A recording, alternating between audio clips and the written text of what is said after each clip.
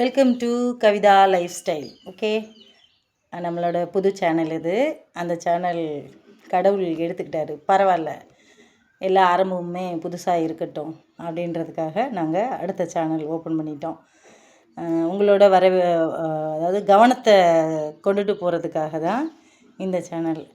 நம்ம கிராமப்புறங்களில் இயற்கையாக பச்சை பசேர்னு வளர்கிற மாதிரி எங்கள் வீட்டை சுற்றி எனக்கு என்னென்ன பிடிக்குமோ அந்த செடியெல்லாம் வளர்க்குறேன். அதுக்கு அரிசி களைஞ்ச தண்ணி காலையில் என்னென்ன வேலை செய்கிறனோ, எதுக்கு வேஸ்டேஜ் வருதோ அதை பூரா சேமித்து வச்சு என்னோடய செடிகளுக்கு இதைத்தான் உரமாக பயன்படுத்துகிறேன். டிஏபி வேணும்னா வாங்குவேன், இல்லைன்னா நான் அது வாங்க மாட்டேன். எங்கள் வீட்டில் பால் மாடு இருக்கனால அதில் உள்ள எருவைவே காய வச்சு இதில் செடிகளில் போட்டுருவேன். டெய்லி எனக்கு பூக்கள் கொடுக்கும். இந்த சம்மர் சீசனில் மல்லிகைப்பூ எனக்கு 3 செடியிலையுமே அவ்வளோ மல்லிகைப்பூ கிடச்சிச்சு. அந்த மல்லிகைப்பூ பூரா டெய்லி கட்டி கட்டி சாமிக்கு போடுறது, தலைக்கு வச்சுக்கிறது. கோயிலுக்கு அன்னைக்கு கொண்டே என் பாப்பாவுக்கு பிறந்த நாள்னு கோயிலுக்கு கொண்டே சாமிக்கு கொண்டே போட்டோம். நம்ம வீட்டில் இருந்தே நம்ம விளைய வைக்க என்னெல்லாம் முடியுமோ அதெல்லாமே நான் வச்சுருக்கேன். மருதாணி வச்சுருக்கேன், மல்லிகைப்பூ வச்சுருக்கேன், செம்பருத்தி வச்சுருக்கேன். யாரும் கேட்டாலும் என்னோடய செடியிலேருந்தே கட் பண்ணி பதியம் போட்டு கொடுக்குறேன். இங்கே பாருங்கள், நான் கடைக்காக எடுத்துட்டேன். திரும்பவும் அதே பாத்திரத்தில் தான் இருக்குது, சில்வர் பாத்திரத்தில் தான் இருக்குது. பூவே பூத்துருச்சு, வேர் கீழே இறங்கி போயிடுச்சு. இதுலேருந்து பறித்து தான் கைக்கு அரைச்சி வச்சேன். அவ்வளோ ஒரு கலரு சூப்பராக இருக்குது. வீட்டுக்கு முன்னாடி வச்சா அவ்வளோ ஒரு நல்ல வைப்ரேஷனாக இருக்குது எனக்கு. எங்கள் வீட்டு பக்கத்து வீட்டுக்காரவங்க கடைக்கு வந்தாரா, என்ன பண்ணுறீங்க அப்படின்னு கேட்டார். தோசை கரண்டி மாதிரி இடத்தையே வச்சுருக்கீங்களே அப்படின்னு. இல்லை இது செல்ஃபி ஸ்டிக்கு அப்படின்னு. அப்படியா அப்படின்னு சொன்னார். அவர்கிட்ட பேசிக்கிட்டே அப்படியே நான் வீடியோ எடுத்துக்கிட்டே போனேன். நிறைய செம்பருத்தி இருந்துச்சு. இன்றைக்கி வைகாசி விசாகம், முருகன் பிறந்த நாள். இந்த நாட்களில் எனக்கு அவருக்கு என் வீட்டில் என்ன இருக்கோ அதை வச்சு கொஞ்சமாக பாயசம் வச்சேன். பாசிப்பருப்பு போட்டு ரெடி பண்ணிட்டேன். காலையிலே முடிவு பண்ணிட்டேன், நம்ம இன்றைக்கி ஒரு ஸ்வீட்டோட நம்ம வீட்டில் என்ன இருக்கோ ஒரு காயை வச்சு கூட்டு வச்சு சமைச்சி வச்சிடணும். காலையிலேயே நான் ஐடியா பண்ணிட்டேன். சரி, அதுக்கப்புறம் கொஞ்சம் கொஞ்சமாக வேலை பார்ப்போம்ட்டு பூவை பறிச்சுட்டு வீட்டுக்குள்ளே வந்தேன். சோறு வடித்து போட்டாச்சு. சரி, பாயசத்துக்கு பாசிப்பருப்பு பாயசமும் பாசிப்பருப்பு ஸ்டவ்ச்சவு போட்டு கூட்டும் இன்றைக்கி ரெடி பண்ணிடலாம் அப்படின்னு காலையிலே நான் ஃபிக்ஸ் பண்ணிட்டேன். சாம்பார் வைப்போம்னு சொன்னாங்க. சாம்பாருக்கு முருங்கைக்காலாம் மரத்தில் முத்திடுச்சு. சரி, அதை போட்டால் நல்லா இருக்காது டேஸ்ட்டாக. சரின்ட்டு சவுச்சவு சந்தையில் வாங்கிட்டு வந்திருந்தாங்க. வியாழக்கிழமை எங்கள் ஊர் சந்தை, மானாமர சந்தை. சரின்னு பாசிப்பருப்பு போட்டு சவுச்சவு கூட்டு வச்சிடலாம், அதே ஒரே இதை வச்சுருவோன்னு சொல்லிட்டு ஒரே இதவே வச்சுட்டேன். பாசிப்பருப்பு 200 பருப்பு எடுத்துக்கிட்டேன். 4 சவுச்சவு இருக்கும். ஏன்னா இப்போ சமைச்சிட்டா நைட்டுக்கும் இதே வச்சுக்கிடுவோம். இன்றைக்கி ஃபுல்லாக நான் சாப்பிடலை, அப்படியே இருந்துட்டேன்.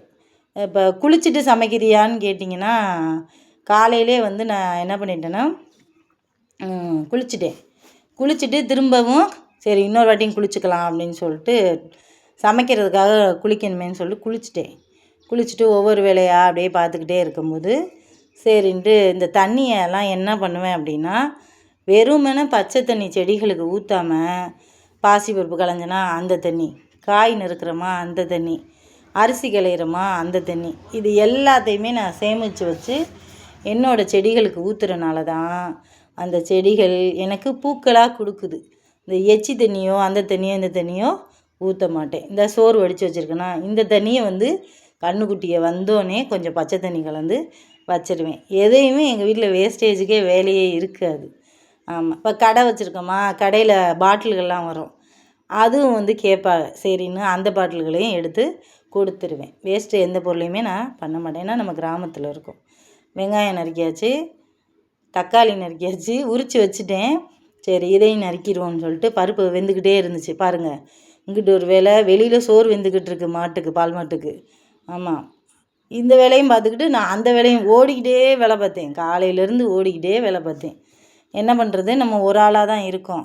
பாப்பா படிக்கிறேன் எழுதுறேன்னு சொல்லிட்டு அவளும் கொஞ்சம் நேரம் என்னமோ எழுதிக்கிட்டு இருந்தா. காலேஜுக்கு அவளுக்கு எக்ஸாம்னால எழுதிக்கிட்டு இருந்தா. சரி, அவள் படிக்கிற பிள்ளைய நம்ம எப்பவும் டிஸ்டர்ப் பண்ணக்கூடாதுன்ட்டு வேகமாக அந்த காயை தோலை உரித்து வச்சுட்டு வெளியில் ஓடி போய் சோத்தை கிண்டிட்டு திரும்ப உள்ளே வந்து வெங்காயம் தக்காளியெல்லாம் நறுக்கி வச்சுட்டு காயை நறுக்கி அலசி அதில் போட்டாச்சு. அது பாட்டுக்கு ஒரு பக்கம் வேகட்டும் அப்படின்னு சொல்லிட்டு ஒவ்வொரு வேலையாக பார்த்துக்கிட்டே இருந்தேன். இதுக்கு இடையில கடை வியாபாரம்.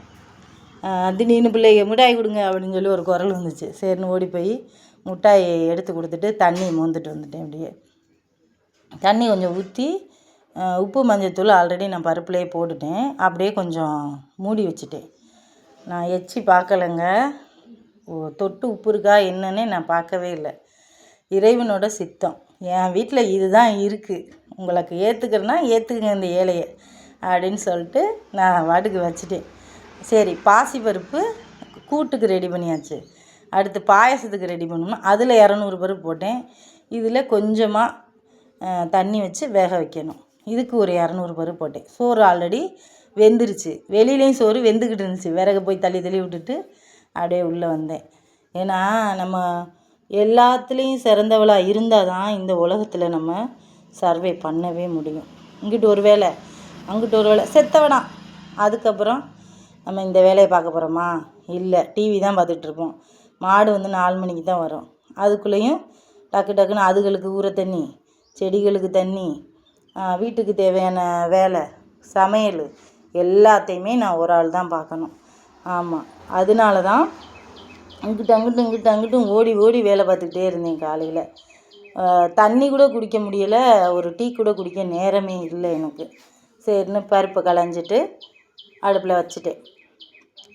கொஞ்சம் தண்ணி எடுத்துகிட்டு வந்து ஊற்றினேன். கொஞ்சமாக தான் ஊற்றினேன். ஏன்னா இது பாயசம், பாசிப்பருப்பு பாயசம். இது ஒன்றுமே இல்லை, தேங்காய் திரி வச்சுட்டு இதில் வெந்தோடனே ஏலக்காய் ஒரு 3 ஏலக்காய் பிச்சு போட்டேன். முந்திரி பருப்பு நம்ம வீட்டில் இல்லை. அது என்ன திராட்சை இருந்துச்சு கடையில். இது ஒரு பக்கம் வெந்துக்கிட்டு இருந்துச்சு. இடி பிடிச்சிட்டு கிண்டி விட்டுக்கிட்டே இருந்தேன். அப்புறம் திராட்சை இருக்காங்கன்னு கேட்டேன். திராட்சை இருக்குமா, முந்திரி பருப்பு இல்லை, ஏலக்காய் இருக்குது அப்படின்னாக்கா. சரி, நெய் இருக்கா? நெய் பாட்டில், பெரிய பாட்டில் 1/2 லிட்டர் வாங்கி வச்சுருந்தேன், அது இருந்துச்சு. சரி, நெய்யை ஊற்றியே நம்ம தாளிச்சுக்கிறலாம் அப்படின்னு சொல்லிட்டு காய் வெட்டின கட்டையெல்லாம் எல்லாத்தையும் எடுத்து உள்ளே வச்சுட்டேன். இவ்வளோ தான் இடம், இதுக்குள்ளே தான் நம்ம வாழ்கிறோம் அப்படின்னு முடிவு பண்ணியாச்சு. அப்புறம் இதுக்குள்ளே என்ன செய்யணுமோ அப்படின்றது ஒவ்வொரு வேலையாக செஞ்சுக்கிட்டு இருக்கேன். காயை சீவுனது அந்தந்த இடத்துல அந்தந்த பொருளை வச்சிட்டோம்னா நம்ம வந்து தேட தேவையில்லை. அதனால் காய் கட்டையை அடியில் வச்சுட்டு கத்தி எந்த இடத்துல, காய் சீவுறது எந்த இடத்துல அதை வச்சுட்டு பாசி பருப்பு வேக போட்டு மூடி வச்சாச்சு. Tea waste. இதை எந்த பொருளையுமே நான் கீழே கொட்ட மாட்டேங்க. செடியில் ஊற்றினோம்னா அவங்க அழகான அற்புதமான ஒரு பொருள் நம்மளுக்கு கொடுப்பாங்க, பூ.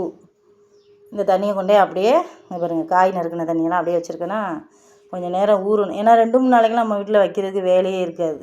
கொஞ்சம் நேரம் ஊறணும். காலைல 2 நேரம் செடிக்கு தண்ணி ஊற்றுறதுனால காலையில் சாயந்தரம் அப்படியே ஊறணும்.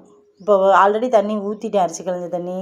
மாட்டுக்கு சோறு வைக்கையில் அந்த அரிசியும் களைஞ்ச தண்ணியும் எல்லாத்துக்கும் ஊற்றிட்டேன். மாட்டுக்கு சோறு வெந்துட்டுருக்கு.